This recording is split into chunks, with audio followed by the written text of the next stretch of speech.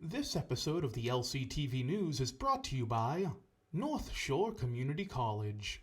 If you have the will to attend college, we have the way for you to earn your degree. Good morning, I'm Danny Vittori, and this is LCTV News.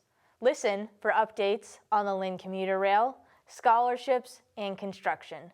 We have 2 lowdowns this week from the New American Association of Massachusetts and Creative Cities. Here is the news for Friday, February 10th, 2023.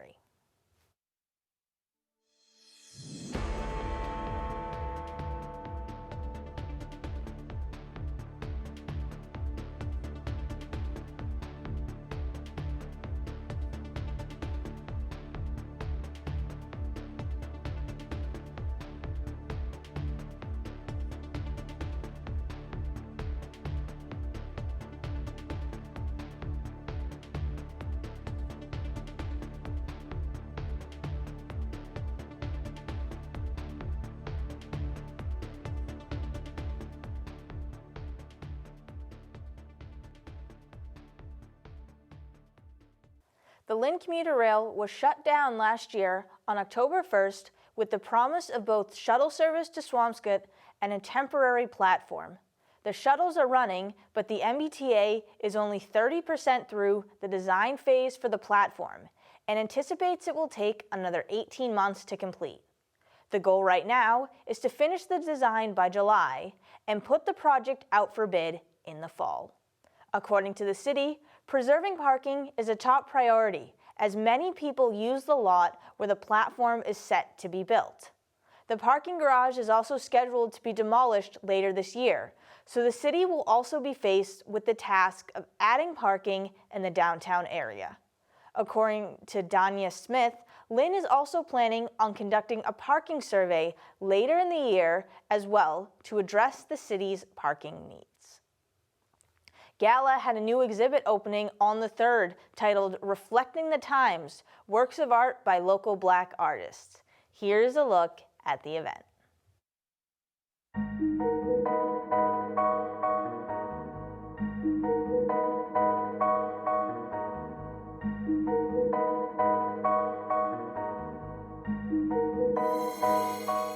This is the Reflecting the Times Black History Month exhibit here at Gallery Lynn Arts. I'm the curator of the Red Hot Habanero, the Polar Spring, and Karma. Those are my 3 pieces in the exhibit. We're here to celebrate this very special time of year, Black History Month. I also like to call it Black Excellence Month because history is when we look at the past, but Black excellence is when we look at the present. And I feel like that's why we're here tonight, to acknowledge several different Black artists in the community. My piece here and work here is to represent Black History Month, reflecting past times for a Black History Month celebration. There are a lot of Black creatives like artists, photographers, musicians here based in Lynn. I know that the majority of the population here in Lynn is Latinx, and I think sometimes it can be forgotten that there are other ethnicities here. So I think definitely having this exhibit helps to remember, who that identifies as Black is here, and, giving them, a voice is really important, giving them a space to present their artwork. I really wanted to document different aspects of Black womanhood, fatherhood, and just children. One of the pieces that people have been talking about a lot this evening, it's Black hands, very large, masculine kind of looking in figure, and then a baby, and that baby has like sparkles and mist coming out of its hand, and it's called Black Boy Joy. And people always want me to tell them about it. And what I notice is there's a lot of representation of Black womanhood in instances, but I don't always get to see Black men, Black boys always represented in art. So I wanted to take a moment to pause and do that with that work. Come on down to Lynn Arts Gallery and come support us.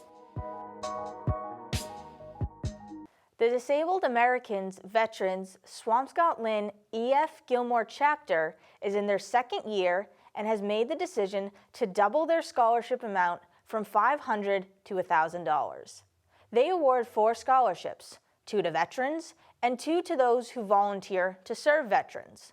Those in the Lynn and Swampscott communities can apply. A difference between these and other scholarships are the applicants do not have to be seniors in high school, and it is not need-based. Applicants need to write a 500-word essay answering one of two questions, depending on if they are a veteran or volunteer.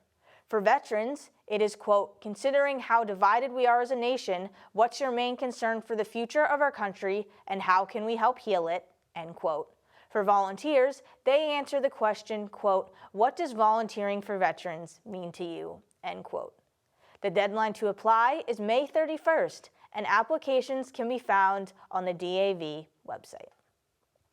Last Friday the 3rd, in celebration of National Heart Awareness Day, the City of Lynn Health Department held an event. Take a look.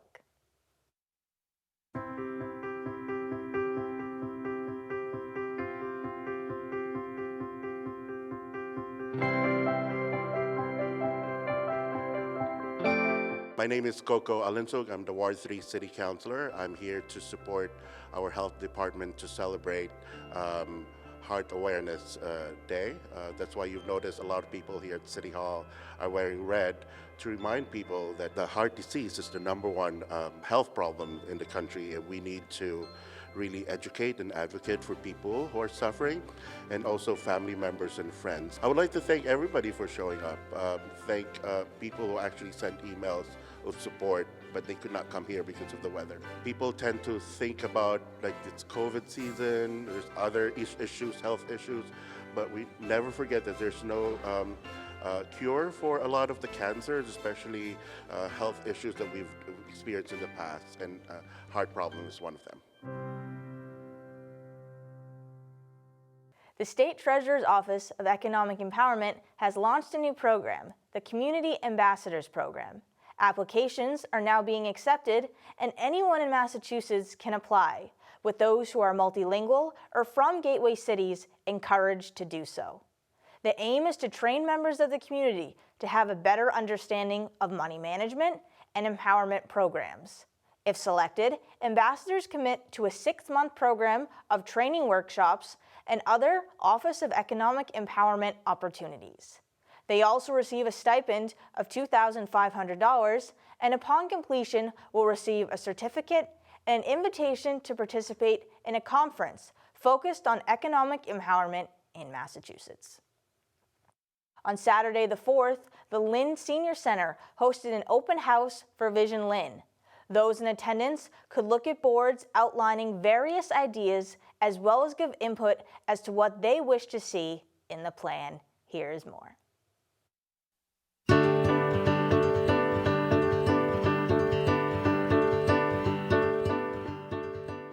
Today we are hosting the Vision Lynn open house over here at the Lynn Senior Center, and we have a few different stations for folks to come by and chat with us about where the plan is right now in its development. We've spent a lot of time thinking about what we want as a community for the future of Lynn and how we think that development could help us achieve that vision. And so today our boards start thinking through what that might look like. What kind of changes do we expect in what neighborhoods, and what would that mean for our community? And trying to get feedback from folks to see if we seem to be on the right track. We are actually in the last phase of the project where we're really digging deep. It's the fun part of the project. We've talked about the vision with the City of Lynn, we've talked about values and goals that we have, and now we're looking at the places in Lynn that we want to improve, that we want to see change in. So this event particularly today is about that, talking to different people in Lynn, what they want to see change in different areas in Lynn. So the next steps for the plan are that we're going to be taking the feedback that we have today and starting to think through what infrastructure we would need to make this vision a reality. And then our hope is to have a draft plan available for the community to start reviewing in March. So this is a great time to start paying attention to the process and getting involved because we're hoping that we'll be able to pass a completed plan in June. I believe this is Lynn's first comprehensive plan. Lynn has done so many plans around the city, and different people are doing amazing things, but everybody needs to speak to each other and talk to each other, and this is why this plan exists. That's the most important part about a comprehensive plan, to get everyone on the same line, believe in a vision that they can implement together. Over the weekend, hundreds of people were left without power and water as sub-zero temperatures caused pipes to burst and power outages. Thurgood Marshall Middle School became a shelter on Saturday, housing up to 60 people at one time, as firefighters were responding to calls all across the city. Lynn Public Library was open Saturday from 9 a.m. to 5 p.m., while the Salvation Army was open Friday from 4 to 8 p.m. and Saturday 8 a.m. to 8 p.m. The Lynn Shelter Association was open 24 hours with limited overflow capacity at City Hall, room 303, where the Public Health Department was also open. Lisa Pressman, president of Concerned Citizens of Lynn, set up another shelter open from Friday morning to Monday evening at 151 Ocean Street. Pressman joined LCTV in the studio to comment on the importance of these shelters. Here's what she had to say. And I was seeing all the posts online and saw that only overnight place was going to be the Lynn shelter. So I decided, let me give a call to the rabbi from North Shore Shabbat, Lynn campus, and ask him how would he feel about me using the building for a warming shelter. And, he was like, you have to help the people. He's an incredible man. And we've developed a great friendship, and we both care about community, and just jumped into action. And I had people kindly, they even sent Instacart, bottles of water, cases of water, kosher food. We could have used a few cots. Luckily, those that volunteers and care about concerned citizens donated and helped get us some air mattresses. And I didn't, I can't believe how many lives we ended up saving, which was, it's still hard to believe. I had to do something. And, gracious, like, Natasha, Megan Madre, she was there till like 10 o'clock every night with me, and Shauna and, Jordan Avery, and we just rolled up our sleeves and said, get it done. And, very grateful, North Shore Shabbat, because without the use of the building, I wouldn't have been able to pull that one off. Mayor Nicholson had his first State of the City on Tuesday the 7th. Members of the community, as well as city officials, gathered in the City Council chambers to hear his remarks. Here is more. I'd like to introduce the 59th Mayor of the City of Lynn, Jared Nicholson. On Tuesday, February 7th, Mayor Jared Nicholson gave his first annual State of the City address in the council chambers in front of an audience consisting of city officials, fellow politicians, and others. In his speech, Mayor Nicholson highlighted a number of key issues he is focused on in 2023. We here in the City of Lynn are 14 square miles teeming with the determination of our people to overcome those challenges. Foremost among those challenges is making sure that this city feels like the precious gem that it is for all of us. The mayor began by talking about the renovations planned around the city. From Red Rock on Lynn Shore Drive, beating back the Atlantic, to the expanse of forest reaching for the skies in Lynn Woods, we're fortified by nature to address those challenges. Mayor Nicholson then went on to talk about the issues of affordable housing and the cost of living in general. We took a meaningful step forward in the effort to make the city work for all of us with the City Council to adopt inclusionary zoning for the city, setting aside homes and new developments that Lynn residents can afford. The best long-term strategy to help people afford the cost of living is to help people find good-paying jobs. Later in the speech, Mayor Nicholson talked about the future of education in Lynn. Any conversation that we have about the future has to be based on our schools. If you know our schools, you know that great work happens here in Lynn in spaces, in facilities that are lacking. They're lacking room, lacking educational components, and lacking needed capital investments. We're going to continue our full court press to address this. The mayor also talked about infrastructure and, in particular, had a positive update on a potential new ferry in Lynn. Our state delegation is pushing for transit infrastructure, and we are closer than we have been in years to the ferry getting reestablished. Safety and security was also highlighted, with the mayor pledging to take on systemic racism for all of Lynn's citizens. Our hopes for the future depend on Lynn being a place where people feel safe and where they feel like they belong. We've made major strides in creating an independent, unarmed crisis response team, an idea put forward by the Lynn Racial Justice Coalition to address mental health needs in the city and systemic racism. And finally, the mayor concluded by thanking his staff and city officials for all the work they put in this past year. I can tell you that we have a great team here in the city of Lynn. My staff in the mayor's office, everybody that works for the city, who serves on our boards and commissions, fellow elected officials, anyone who cares about this community and our future together and wants to be a part of the work to shape it. Thank you to all of you for a strong and successful first year together. Let's have another one in 2023. For LCTV News, I'm Josh Englander.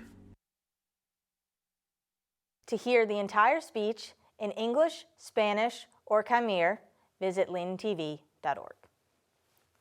Lynn Public Schools are designing a new logo and are seeking input from the community. Lynners are encouraged to make their suggestions and ideas heard by taking the survey put out by the public schools. To access the survey, head to lyntv.org. As part of Black History Month, North Shore Juneteenth Association held a Black Excellence display in the foyer of City Hall on the 7th.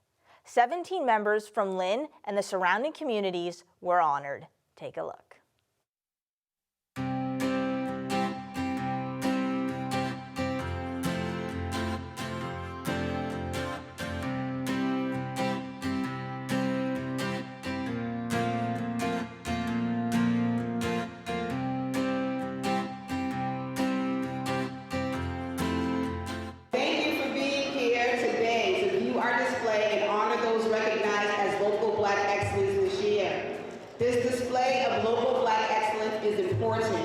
It instills a sense of pride in us as adults, reminding us to look to our left and our right because there are others in the Black community striving for success, going through similar hardships, and we should be able to lean on one another.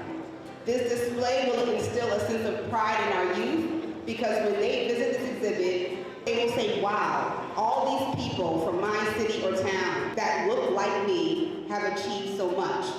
Our youth will be inspired because representation matters. We all are worth it. It doesn't matter what your race may be, being an openly gay entrepreneur, community activist, and an author, I am worth it. One of the passions that I have is helping my community build generational wealth. Becoming a homeowner is one of the most important things that you can do. So I work with a lot of first-time home buyers who have questions, and it's just really fulfilling for me to be able to help in that way. I've learned to be a professional poet with all of the pitfalls and all of the privileges that attach. In the process, I've written 5 books, going on 6, and I've made some wonderful friends beyond the city limits of Medford. One of those friends is the North Shore Juneteenth Association.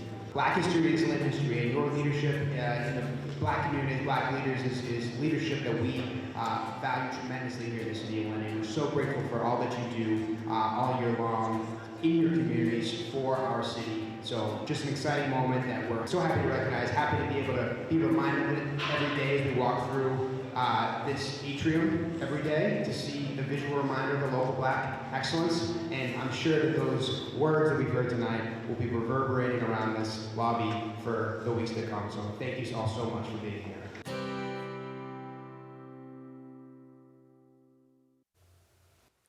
Real estate developer Dan Rubin is looking at a larger project as he bought the former First Indemnity Insurance Group building for $1.15 million at the corner of Willow and Oxford Street. Based in Boston, he has typically focused on smaller projects, but is looking to expand as a 6-story, 30-unit apartment building will go into this lot. The development is estimated to cost $10 million and be completed by the end of this year. Due to zoning laws, 2,000 square feet on the first floor will be rented out by local stores. Additionally, the sidewalk will be lengthened, allowing more space for pedestrian traffic. Rubin also signed an agreement with Beyond Walls that one of the windowless sides of the building will be painted by mural artists. Stop the Violence program had an 8th grade speaker series on Wednesday the 8th. Several guests spoke to the students about their own journeys and experiences. Here is more.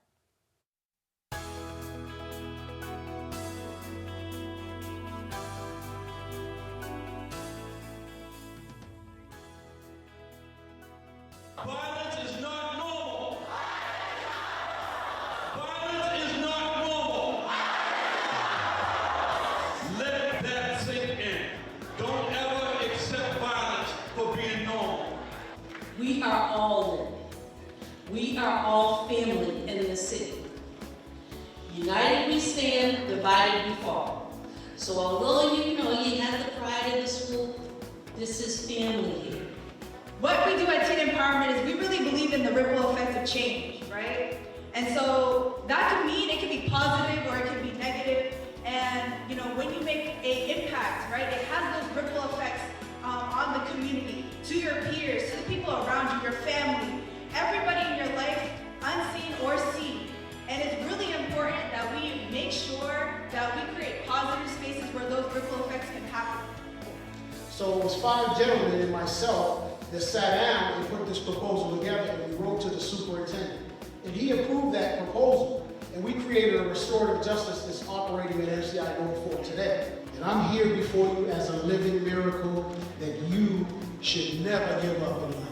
After Boston College, I attended Northeastern Law School. And there were so many people that told me back when I was in 8th grade that that's only a dream. You go into law school is only a dream. It's not a dream. I'm going to give you a visual that the little kid from Lynn that sat where you're sitting today and was told that it's not possible for some of your dreams to come true. This is what happened. This is your judge. I am your judge here in this city that we love. The thing about our choices is, once we make them, they turn around and make us, for good or for bad.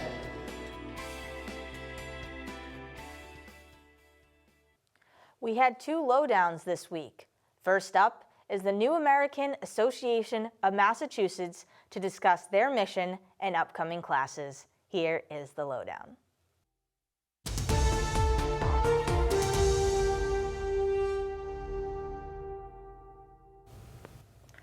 Good afternoon and welcome back to another edition of the Lynn Lowdown. I'm Danny Vittori, and today we have 2 members from the New American Association of Massachusetts. Thanks for coming on the show. Thank you very much for inviting us. And so could you just quickly introduce yourselves, your name, and then your title within the organization? Sure. My name is Natasha Sulkin. I'm an executive director of the New American Association of Massachusetts. My name is Paola Colunga. I'm citizenship tutor and coordinator of programs. Great. And we'll start off by saying quickly, Natasha, you said you want to just give a brief overview of what your organization does, like what your main goal is. Absolutely. So first of all, the New American Association of Massachusetts is a non-profit organization. We are located in the very well-known place in Lynn, in Clock Tower building on Lynnway. And what we do there, we work with new Americans, that's obvious from the name of the organization, and we help them. We support people who come to the country as immigrants, refugees, who receive political asylum in the country with support, all kinds of support. We, I think, to describe it, I feel like what we're doing, the core, the mission, the idea of what we do is to provide them with some kind of tools to go through the adjustment to their new home better and to feel better and to make the United States and Massachusetts their home. And whatever we do, English classes and whatever we offer, employment services, child the children after-school program, citizenship program, wellness groups. We do it with this in mind. We want people to be strong and to make it and to make adjustment a little bit less stressful and bumpy. Great. And you mentioned the citizenship program, and Paula, you began in some of these classes and now you help tutor them. Do you want to talk about that? I started beginning like a student of a citizenship program. So then few months, past few months, so that teacher asked me, Paula, can you help me with some students because you are ready? I was like, okay. So and then become a tutor. The last year, so Natasha give me a big job. So right now I am a case manager of the ESL classes and financial class and wellness groups. So I am a coordinator about everything programs in them. But main thing is definitely citizenship. It's the best program we have.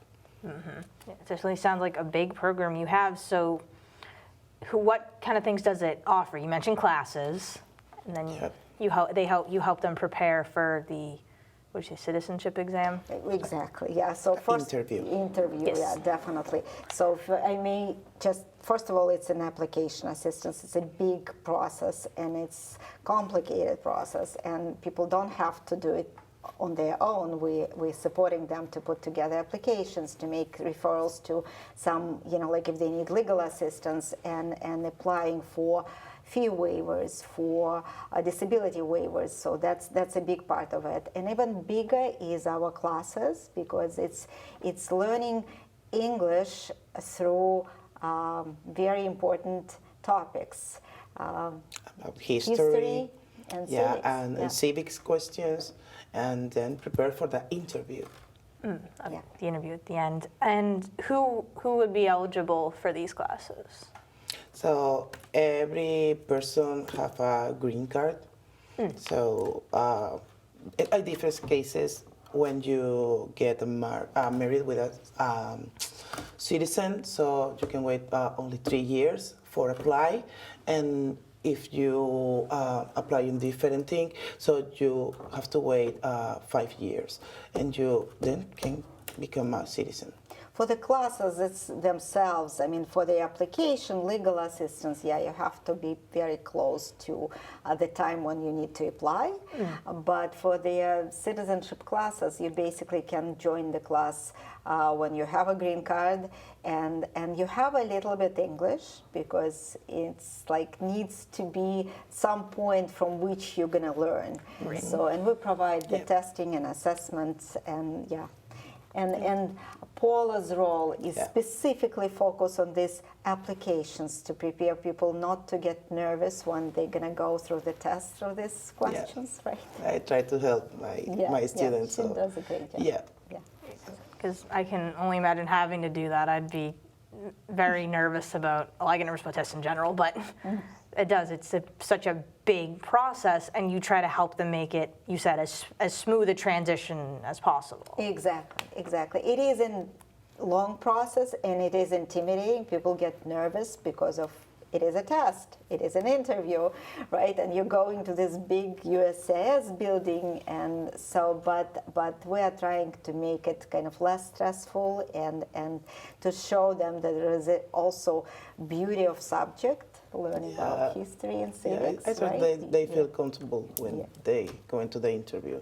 So this is my best job. So. Yes, that's your job. And one of the things you mentioned, I think it was on here, was your approach, like how you do things, how you work with people who've just entered the country or are trying to get to citizenship. So kind of what is that relationship like? Definitely. I think the citizenship is kind of the very last thing we in the path towards adjustment, kind of, like it's the top, event. But towards that, we're trying, I think what we're doing at the center, at our place, is we're trying to create the environment where people are comfortable and welcomed. And I think from their first steps in the country, it's very important for both immigrants, and we know what it is to see the welcoming faces, to see the place where people are always happy to see you and trying their best to their ability to help you. So that's probably the approach. We have the best team, absolutely wonderful, compassionate and passionate people who are working every day trying to improve things, communication with our clients, communication with each other, how we do, what we offer. And we are growing, and I think that's who we are. Mm-hmm. You run so many programs. It's so impressive. And one of the specific ones you mentioned, I have a few pictures of, is a course you're running specifically for, you said it was Afghan women who've come here? Yes, definitely. It's a very special and unique program. It's a pilot program we started not so long ago. So we are serving people who came in the fall of 2021, came from Afghanistan, and they are, most of them, they're working, at least one family member is working, and we are trying to help women in these families to become stronger in what we do. They have lots of skills, but the way historically and traditionally they were applying these skills were mostly at home, and they were never kind of even thinking about making some income, generating some income for their families, and we show them that's very much possible with the skills they have.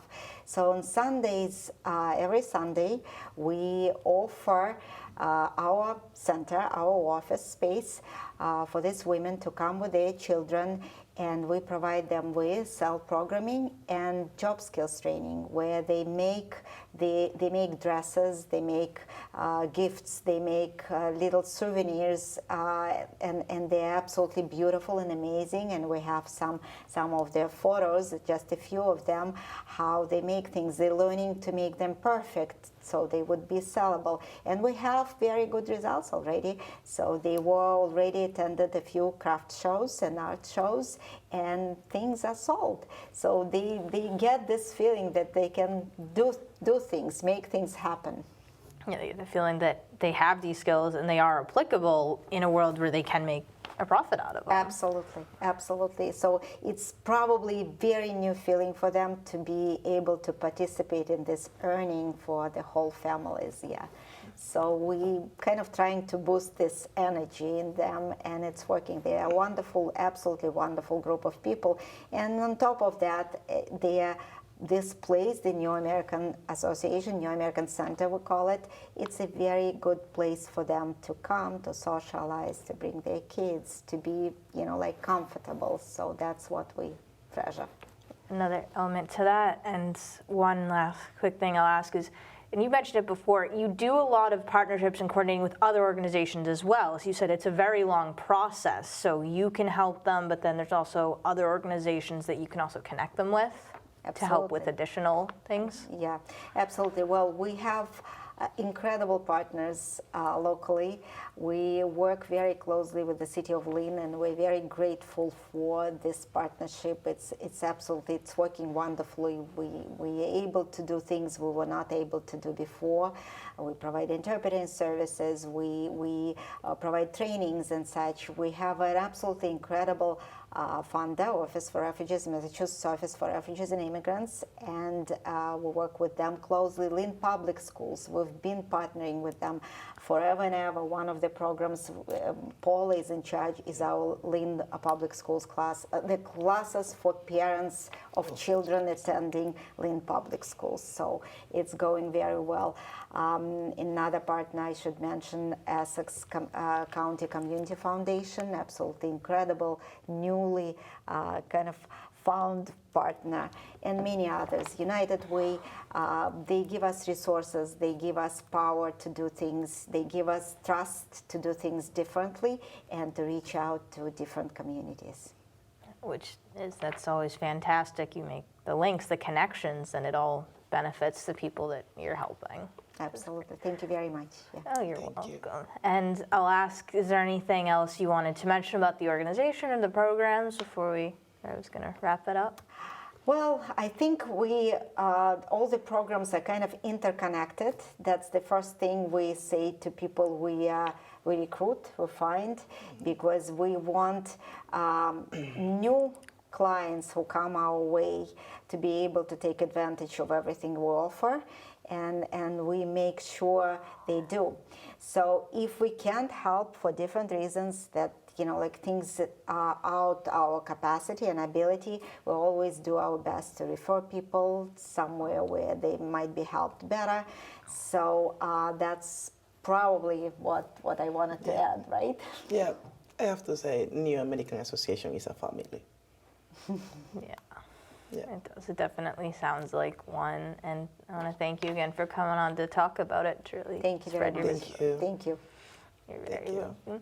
And once again, this has been the Lynn Lowdown. I'm Danny Vittori, and we will see you next week with more guests.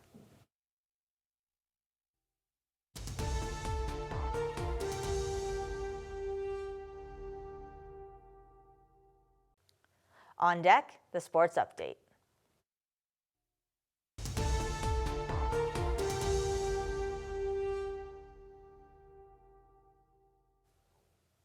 David Brown Jr. has been leading the Spartans all season, and on the third, against Archbishop Williams, he scored his 1,000th point on a layup.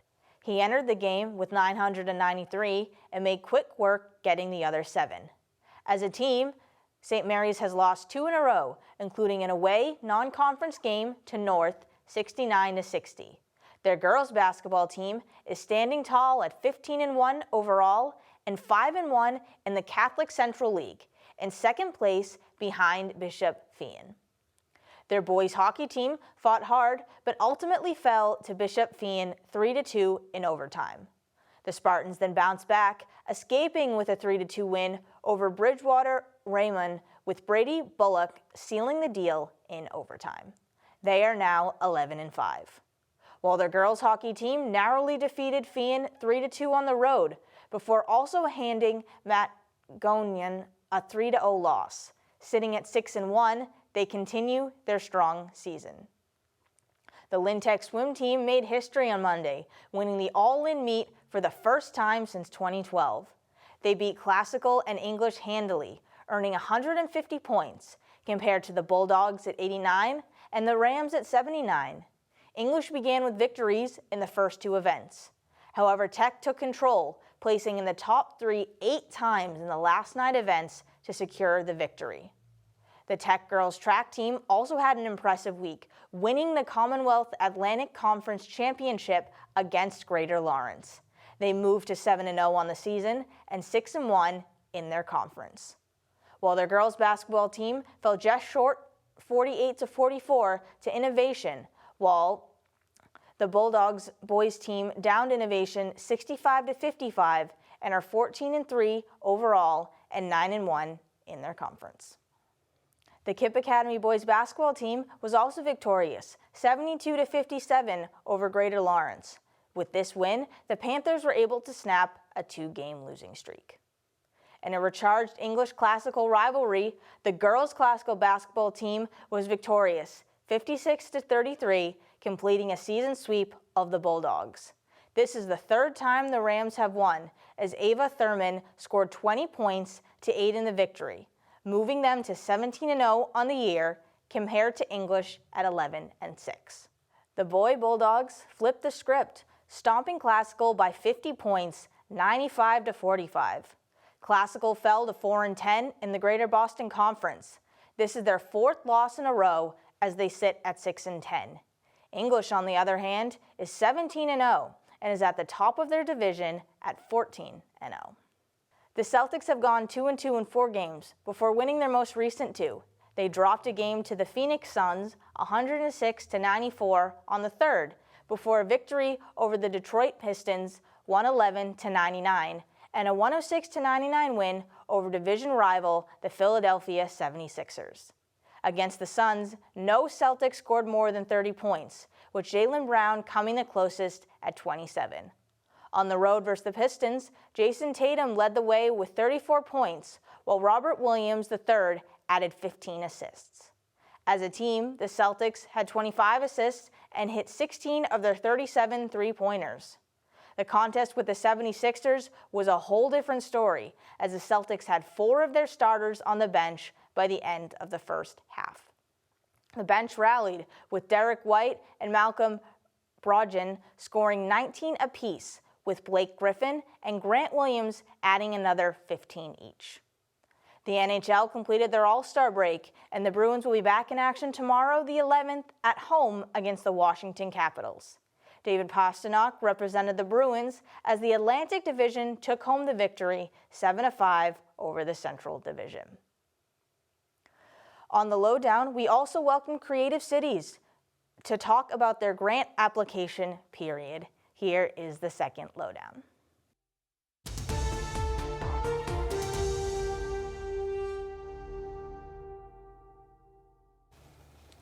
Hello and welcome back to another edition of the Lynn Lowdown. I'm Danny Vittori, and today we have on 2 very special guests. We have Sunil Gulab and Lucretia Thompson. Thanks for coming on the show. Thanks for having us. Thanks for having us. Of course. So, real quick, you are both from slightly different departments, places, so would you mind just quickly introducing yourself and your role? Sure. Hi, I'm Sunil Gulab. I'm the manager here at the Creative Cities, which is a grant program here in Lynn. And I'm Lucretia Thompson. I'm the Arts and Culture Planner for the City of Lynn. Great. And we'll just start off, quick thing. You said Creative Cities, it's a grant program, so you want to talk just a little bit of an overview of kind of what it is, what you do? Mm-hmm. We'd love to. Yeah. So Lynn was very fortunate to receive a grant for this year and next. And part of the grant is in the arts, and part of this total grant is a re-granting program where we have $50,000 to give out to individuals, groups, people who live in Lynn, people who work in Lynn, anything that would benefit the city of Lynn. And the Creative Cities initiative it's an initiative by Mass Development and funded by the Barr Foundation with a goal of building local sustainable arts and culture infrastructure in gateway cities. So Lynn was one of 3 cities that was awarded this grant, yay. And it's, like Sunil said, it's a 2-year grant that will allow us to continue to support existing art and culture activities going on in Lynn, and actually build upon those things and make room for newer things, all with the intention of making it a sustainable thing, so that once after the 2 years are up and the funding's gone, all these things can continue. So it's a really exciting opportunity for the city and for our creatives in the area. Yes, definitely. Oh, it definitely is. And one way you seem to be describing it to me a little was for an individual or a group that has an idea, but they're not really sure how to do it or how to get the funding is one of your sort of target audiences, I guess? Yes. So specifically, part of the program is there are 2 larger grants, so $10,000 each, 4 $5,000 grants, and 10 $1,000 grants. So no matter how big an idea or how small an idea, we have a grant that you can apply for. And we're specifically looking for people who would otherwise not apply, because we have cultural council grants, and we see a lot of the same players who are great and we love them, but we also want people who might be in the background or think that their idea is not big enough, or but however, we want every part of every fabric in Lynn, meaning people from different backgrounds, people on the fringes, people who are in marginalized communities, immigrants, LGBTQ+ people, veterans, you name it. We want to hear from everyone, and we want the creativity of Lynn to shine, and we want to be able to fund that. It sounds like such a great program, great opportunity. So timeline-wise, you said the deadline to apply is March 15th, so a little over a month. Mm-hmm. Yep. Yeah. And then the grant applications will be reviewed by a panel of local creatives and people who aren't in the arts. Correct. And awardees will be notified by April 15th. Yeah. And from then, monies will be divvied up, and the project has to be done by the end of December of this year, and a final report given back to us by the end of January of 2024. Oh, great. Yeah. So good timeline there. Yeah. You said an idea that will be finished by the end of this year, but sustainable, something that will keep going well into the future. Well, this particular, for the re-granting, we're certainly hoping that our grantees will come up with some wonderful creative project that they will want to sustain. The overall goal of the Creative Cities initiative is to build that system so that whatever we're doing in our work plan can continue beyond the duration of the program. Sure. So the Creative Cities work plan has a lot of different partners. We're partnered with Lynn Museum, Lynn Arts, Beyond Walls, Raw Artworks, Creative Collective, Lynn Main Streets, the City of Lynn, and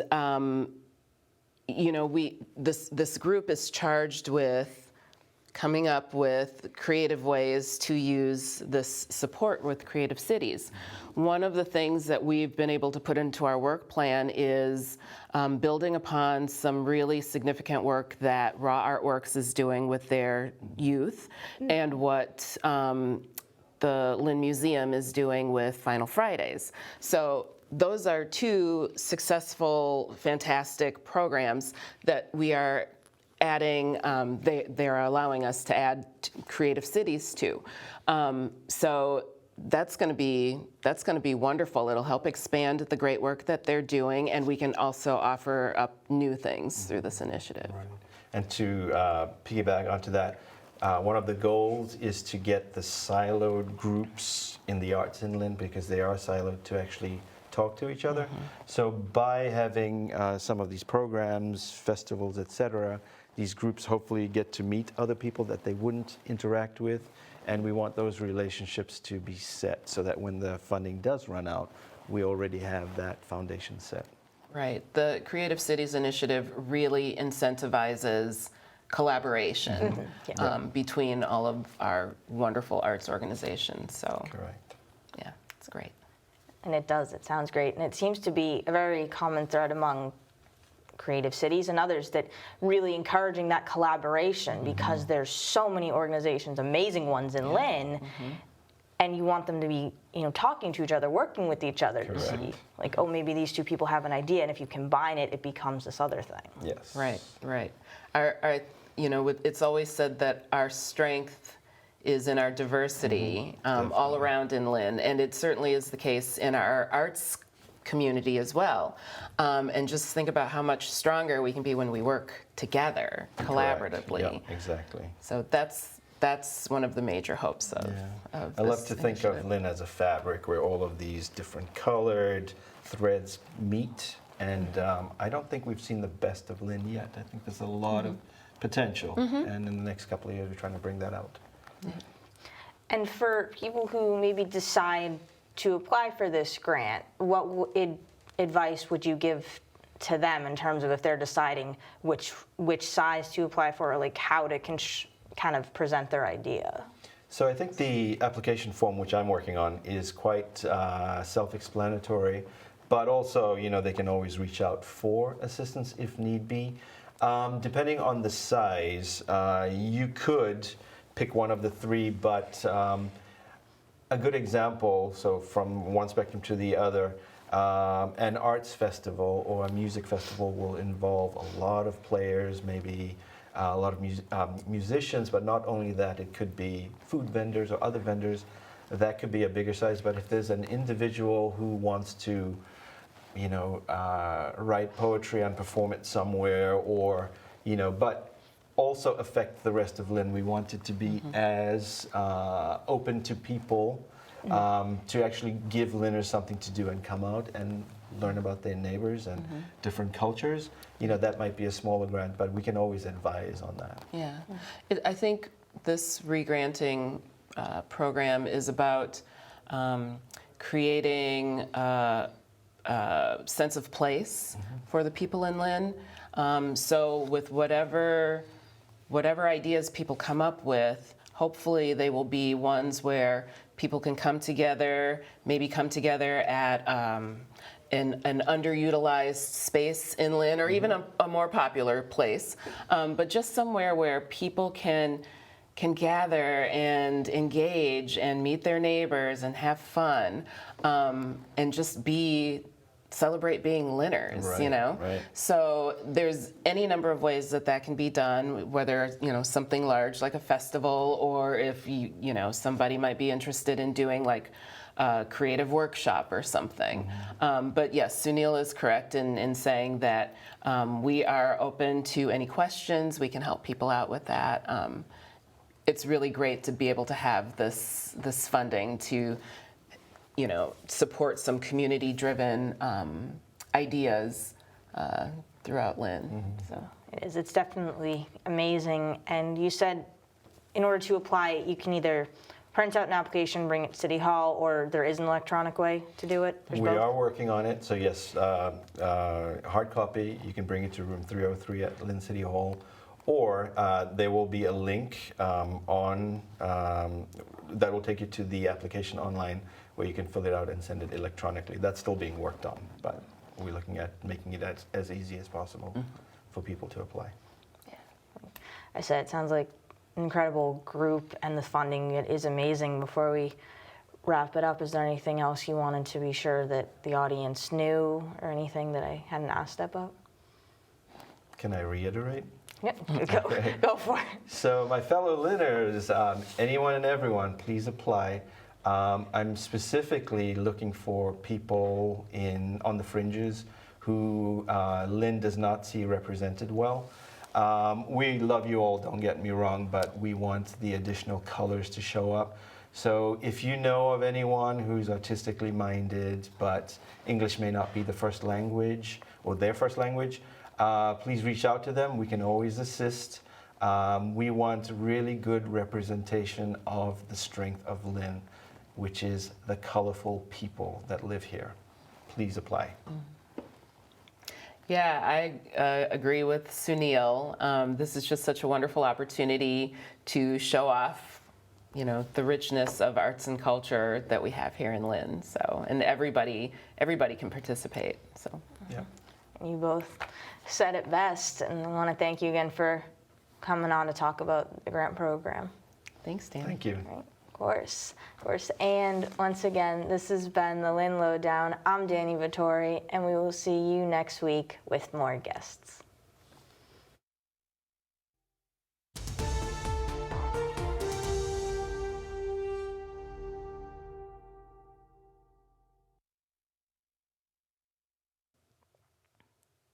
Now the community calendar.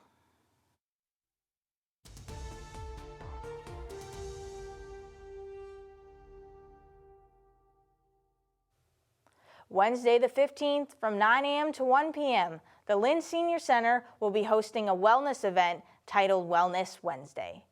This is in collaboration with the Department of Public Health and Mass General Brigham. Flu and COVID vaccinations are available, as well as blood pressure checks. There will also be informational sessions focused on nutrition, blood pressure, and general health. Next Friday the 17th, the Lynn Music Foundation is hosting the Red Room, a Valentine's Edition R&B night. Located at 25 Exchange Street, come for a night of live music and a fun atmosphere. It is a unique way to celebrate Valentine's Day by enjoying live music from local R&B performers. Doors open at 7 p.m., with general admission set at $15 and VIP admission at $30. Go to Facebook or Evite to sign up, and all proceeds go towards the Lynn Music Foundation. Sponsored by the North Shore Juneteenth Association, there will be a family-friendly painting event on Sunday the 17th from 2 to 4 p.m. Come by to participate in this annual event, being co-sponsored by Gala this year. Paint the Juneteenth flag and learn more about the meaning behind it. Registration is not required, and the event is free to attend. For complete information on community events and the events mentioned above, Listen our website. Oh my God, wow, that was not a word. Sorry. For complete information on community events and the events mentioned above, visit our website, lyntv.org. That is all for this week's news. To stay updated on all the latest news and videos, follow us on social media at Lynn Community Television. Also, subscribe to Lynn Community Television on YouTube to watch our interviews, event coverage, and more. Head to lyntv.org to see press releases, our community calendar, and videos. I'm Danny Vittori, this is LCTV News, and we will see you next week.